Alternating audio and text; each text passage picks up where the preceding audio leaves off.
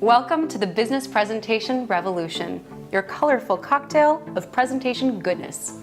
Today, we're focusing on slides, why most slides fail, and 3 steps to make sure yours succeed.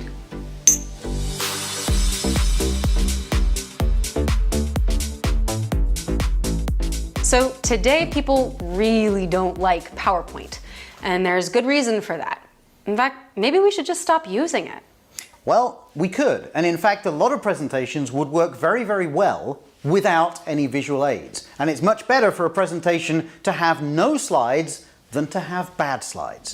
But if people hate PowerPoint and the other slide technologies, it's not because of the technologies themselves, it's because of the way they are used.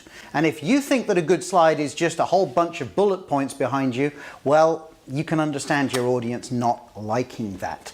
So I think you shouldn't throw out the baby with the bathwater. It's not the tool, it's the fool who doesn't know how to use it that's the problem. Great. So Phil, you promised us 3 techniques for slide success. What's the first one? So the first one is to always remember that you've got to make sure you know what you're going to say before you start to think about your slides. The slides should illustrate what you're saying. You are not there to comment on the slides that are behind you. Okay, so first step, speech before slides. What's the second step? Well, the second step is not to get your computer involved too early. In fact, what you really need to do is to switch off your computer when you start thinking about the slides.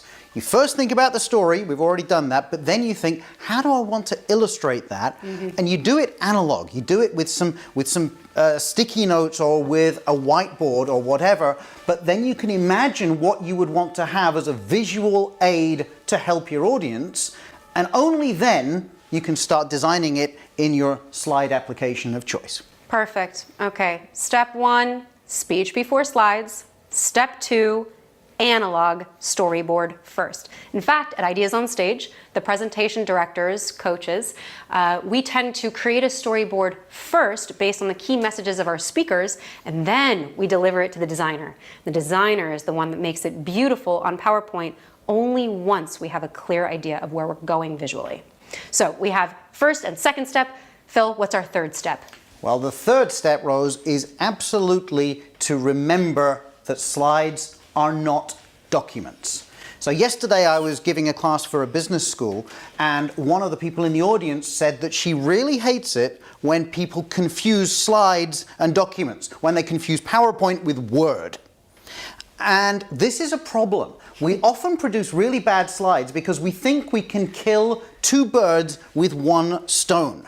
Like the slide that is going to be on the wall behind us while we're speaking is also a document that we can distribute before or during or after the presentation. And you know what?